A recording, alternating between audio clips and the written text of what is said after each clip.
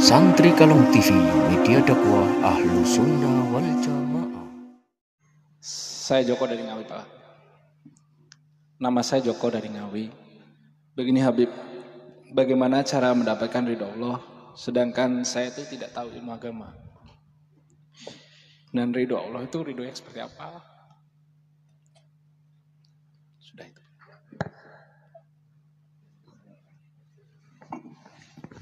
Ridha Allah subhanahu wa ta'ala adalah kenikmatan yang paling besar. Di dalam riwayat Imam Al-Bukhari,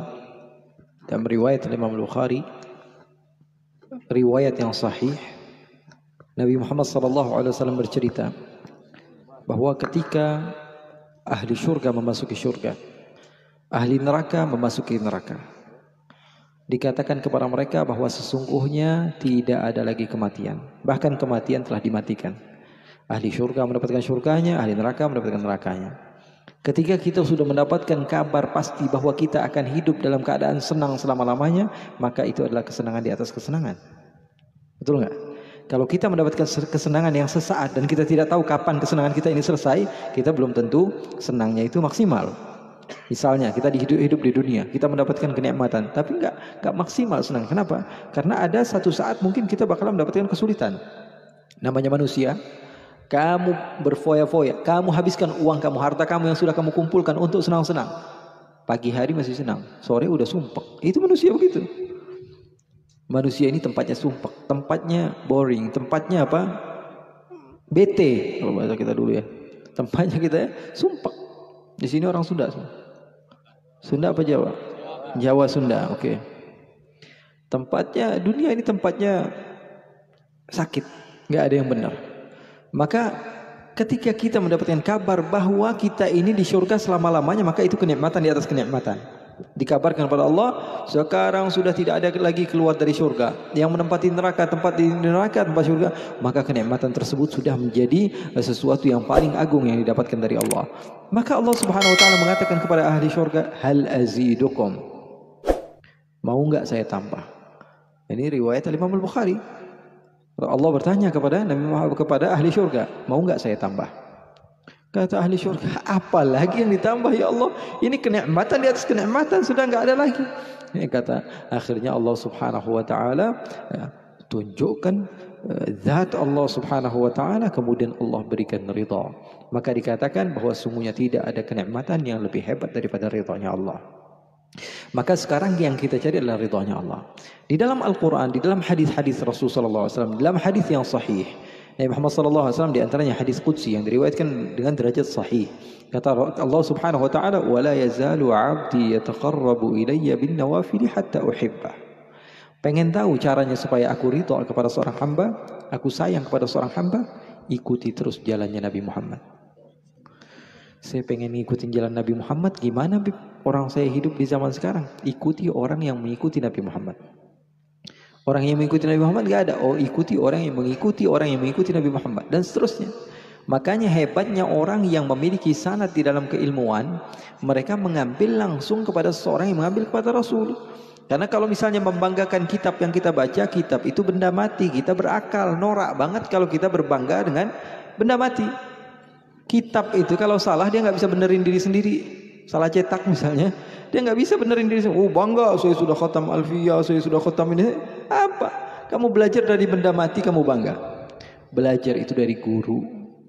Yang kita banggakan guru. Kita punya guru, jelas. Gurunya punya guru, jelas. Gurunya punya guru, jelas. Gurunya punya guru, jelas. Sampai kepada Nabi besar Muhammad SAW. Guru kita misalnya, sebut saja Abuya Naufal, atau Abuya Sayyid Muhammad bin Abi al-Maliki, atau Abuya Al-Habib Abdullah bin Muhammad Baharun, atau Al-Habib Salim bin Abdullah bin Umar Syatiri. Punya guru mereka Al-Habib Abdul Qadir bin Ahmad As-Saqaf. Punya guru Al-Habib Abdul Qadir bin Ahmad As-Saqaf, punya guru namanya Al-Habib Abdullah bin Umar Asy-Syatiri. Punya guru lagi Al-Habib Ali bin Muhammad Al-Habsyi. Habib Ali bin Muhammad Al-Habsyi punya guru lagi namanya Al-Habib Sayyid Ahmad Zaini Dahlan. Sayyid Ahmad Zaini Dahlan punya murid di antaranya Ki Hasyim Asy'ari. Nah, dari sini juga punya keturunan juga, guru-guru juga. Jadi satu nyambung. Sayyid Ahmad Zaini Dahlan di antara muridnya Syekh Bakri Syata, pengarang I'anatul Talibin. Ya, punya guru-guru lagi. Al-Habib di antara guru Sayyid Ahmad Zain Dahlan ada seorang habaib namanya Al-Habib Abu Bakar bin Abdullah bin Talib Al-Attas. Punya guru Al-Habib Hasan bin Saleh Al-Bahar. Punya guru lagi Al-Habib Ahmad bin Umar bin Sumail. Punya guru lagi Al-Habib Ahmad bin Zain Al-Habsyi. Punya guru lagi Al-Habib Abdullah bin Alawi Al-Haddad. Kita baca rotib, tapi kita ini dapat rotib dari guru ke guru ke guru ke guru sampai beliau pengarang rotib. Silahkan. Wabarakatuh. Izin bertanya di live streaming Bib, ada yang bertanya, sedekah apakah yang paling utama yang dianjurkan dan sedekah itu ditujukan kepada siapa? Terima kasih. Allah berfirman dalam Al-Quran, "Lan tanalul birra hatta tunfiqu mimma tuhibbun." Sedekah yang terbaik, kamu akan dikatakan mendapatkan kebaikan ketika kamu menginfakkan sesuatu yang paling kamu sukai. Kalau kita misalnya, walam yakul lahu, mana ikhlasnya? Enggak kelihatan. Ya, orang yang ikhlas itu nggak mau disebut. Ini kalau masih alhamdulillah Bib saya bantu majelis taklim ini nggak banyak, 10 juta doang, alhamdulillah. Saya nggak sombong, itu namanya apa? Ya, saya ikhlas alhamdulillah bantu, tapi disebut-sebut terus nggak pernah lupa kalau ngasih orang. Nah, itu namanya apa? Belum ikhlas. Ya, pertanyaan terakhir. Ya, pertanyaan dari yang jangan dari alam gaib. Dari yang nyata-nyata saja, tolong. Waalaikumsalam warahmatullahi. Tentang zakat mal. Zakat mal ataupun zakat itu yang dunia ataupun harta itu tidak menerima zakat mal atau tidak menerima zakat. Apakah itu mutlak atau ada pengecualian nanti? Misalkan kan kasihan juga kalau misalkan habaib punya utang nggak berimin, atau itu mutlak habaib tidak menerima zakat mal itu mutlak atau ada pengecualian? Zakat itu karena ada hadis Rasulullah SAW yang mengatakan bahwa az-zakat di dalam al-lughah al-arabiyyah an-nama'u aw at-tathhir. Artinya pembersihan. Ya, artinya apa? Cuci uang gitu. Ya, zakat itu mencuci uang. Dari yang tadinya uang kita ada kemungkinan daripada syubhat, dengan mengeluarkan zakat artinya zakat itu rijis, kotoran dari harta kita yang banyak kita berikan kepada keluarga Nabi. Nah, dari sini Imam Syafi'i mengatakan bahwa keluarga Nabi tidak menerima zakat. Ada juga hadis Rasulullah SAW katakan, kami ma'asyir ahlul bait la na'kulu sadaqah. Kami tidak memakan sedekah. Makanya Rasulullah SAW ketika dikasih Salman Al-Farisi sedekah, Rasulullah tolak. Kata Rasulullah, kami tidak memakan sedekah. Ketika diberikan hadiah, Rasulullah SAW ambil. Kata Rasulullah, kami mengambil hadiah. Dari sini Al-Imam Syafi'i khususnya, Al-Imam Syafi'i mengatakan bahwa la yajuz qabul, menerima sedekah bagi siapa? Li Bani Hashim wa Bani Al-Muttalib. Bani Hashim keturunan Hashim. Muttalib ini bukannya anaknya Hashim, tapi adiknya Hashim. Jadi Abdu Manaf, kakeknya Nabi, punya anak dua, di antaranya Hashim sama Al-Muttalib. Punya anak 4. Hashim, Al-Muttalib, sama namanya Naufal, sama Abdu Syams. Naufal sama Abdu Syams ini punya keturunan nanti Bani Umayyah. Dan mereka ini banyak yang nggak benar ya, kakeknya ya. Naufal sama Abdu Syams demen minum minuman keras, main perempuan. Sementara kakaknya Hashim sama Al-Muttalib ini orang baik. Makanya Nabi Muhammad SAW katakan dalam hadis yang sahih, kata Rasulullah SAW, Banu Hashim wa Banul Muttalib syai'un wahidun fil jahiliyati wa fil Islam. Imam Syafi'i ini namanya Muhammad bin Idris Asy-Syafi'i bin As-Sa'ib ibni Yazid ibni Abdi Yazid, keturunan daripada Syafi'. Ya, ini Syafi'i ini keturunan daripada Syafi'i ini sahabat.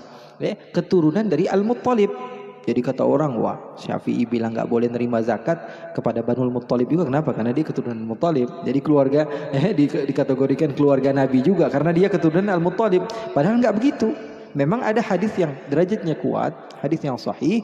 Nabi Muhammad katakan Banu Hashim dan Banu Muttalib itu satu sama. Karena apa? Dari zaman Hashim mereka ini bersama-sama ya, memberantas kezaliman, memberantas hal-hal yang tidak benar pada saat itu. Sementara saudaranya Abdu Syams dan Naufal berfoya-foya terus ya, dengan kerajaan yang dimiliki atau kekuasaan yang dimiliki oleh ayahnya. Intinya apa? Intinya sekarang kita sudah tahu kenapa kok tidak diperbolehkan. Yang pertama, Rasulullah tidak memakan sedekah. Yang kedua, ada yang mengatakan bahwa sedekah itu adalah apa? Rijis. Ya. Kemudian yang ketiga, keluarga Nabi memiliki kelebihan dan Banul Muttalib juga memiliki kelebihan. Mereka mendapatkan khumusul khumus. Jadi 1/5 daripada harta umat Islam pada masa itu ya diberikan kepada Allah dan Rasulnya, dan 1/5 daripada 1/5-nya diberikan kepada siapa? Kepada keluarga Nabi. Nah, sekarang masalahnya satu, khumusul khumus sudah nggak ada. Makanya ada ulama yang mengatakan keluarga Nabi boleh menerima zakat. Kenapa? Karena hak yang harusnya dimiliki oleh mereka tidak ada lagi. Ya, nggak ada lagi sekarang, sehingga mereka tidak mendapatkan bagian daripada kerajaan, sehingga apa? Sehingga diperbolehkan untuk mereka menerima. Ya, dengan catatan. Ya, kalau saya ambil jalan tengah. Kalau memang kita cinta sama Nabi dan keluarga Nabi, kita tidak memberikan mereka kotoran dari harta kita. Kalau kita memang mencintai keluarga Nabi, kita tidak berikan kotoran dari harta kita, tapi kita berikan mereka hadiah sehingga Nabi Muhammad SAW bahagia dengan pemberian kita. Ya, jadi kalau sedekah gimana? Ya, kalau mereka memiliki majelis ta'lim atau memiliki pesantren atau memiliki apa begitu, berikan harta tersebut untuk pembangunan, tidak apa-apa, tidak masalah. Ya, untuk majelis ta'lim tidak apa-apa, membantu dakwah mereka tidak apa-apa. Ya, tapi kalau kita berikannya untuk pribadi mereka, maka lebih baik kita ambil jalan tengah. Kita berikan hadiah saja kepada mereka, Allah pasti akan berkahi rezeki kita. Jadi boleh atau tidak? Kata ulama, idzan tafatil illah intafal hukum. Kalau alasan pengharaman atau tidak bolehnya itu sudah nggak ada, maka hukumnya berubah lagi. Contohnya, kalau kita pergi ke hutan, kita melihat ada babi, tidak ada makanan sama sekali kecuali babi, boleh kita makan. Kalau sudah darurat, nggak boleh lagi, nggak bisa hidup lagi kecuali dengan makan itu, sudah makan. Daripada kita mati, ya kita pilih akhafud dararain. Ya, kita pilih yang paling mudah. Nah, boleh nih, ternyata makan di hutan keenakan makan babinya. Akhirnya pulang ke kota pengen lagi makan, nggak boleh. Sudah nggak ada ilahnya, berarti hukumnya sudah nggak ada juga. Nah, sekarang alasan tidak bolehnya para ahlul bait menerima zakat, diantaranya mereka mendapatkan khumusul khumus. Sekarang khumusul khumus sudah tidak ada, maka hukumnya kembali kepada al-asal, hukum asal bahwa diperbolehkan untuk menerima zakat bagi siapapun, apalagi kalau dia termasuk asnafus zamaniyah. Iya, termasuk mustahil.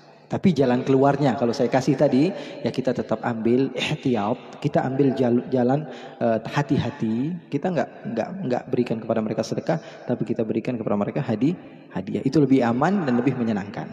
Ya, itu saja mungkin dari saya. Mudah-mudahan manfaat dan berkah.